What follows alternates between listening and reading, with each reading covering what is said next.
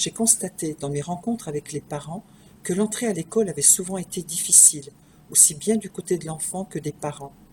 L'école de la confiance ne se décrète pas, elle se vit de l'intérieur.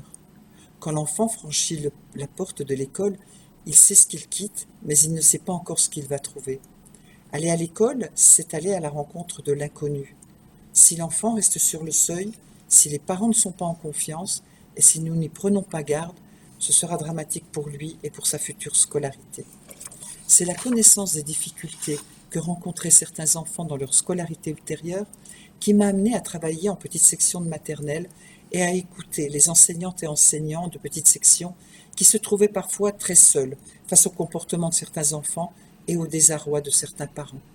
C'est ensemble, en équipe, que nous avons mis en place des actions de prévention selon 3 axes. En direction de l'enfant, par une écoute et une acceptation de sa singularité, de sa complexité d'être humain. En direction du groupe, pour favoriser l'accès à la socialisation. Et en direction des parents, pour éviter la rupture entre les 2 milieux d'appartenance que sont l'école et la famille. Mon livre sur la première rentrée témoigne de ce travail sur le terrain, des médiations utilisées et des réflexions qu'il a suscitées. Et je témoigne aussi de mon inquiétude aujourd'hui, car je me demande si la prévention des difficultés est toujours une priorité dans le domaine de la petite enfance. J'ai pu voir l'importance des actions des réseaux d'aide spécialisés aux élèves en difficulté dans ce champ de la prévention, ce que je ne vois plus dans les priorités du ministère de l'Éducation nationale aujourd'hui. Faut-il attendre le collège pour intervenir ?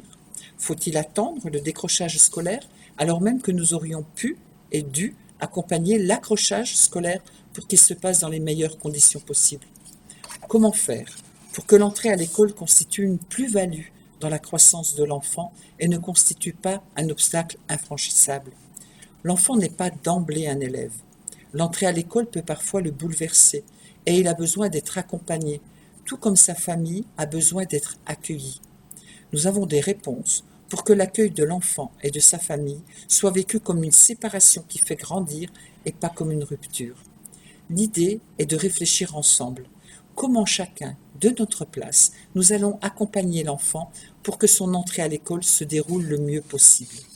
Quels sont les étayages nécessaires pour qu'il se développe dans un environnement sécure et qu'il puisse investir le domaine cognitif de manière à suivre une scolarité qui soit la plus épanouie possible ?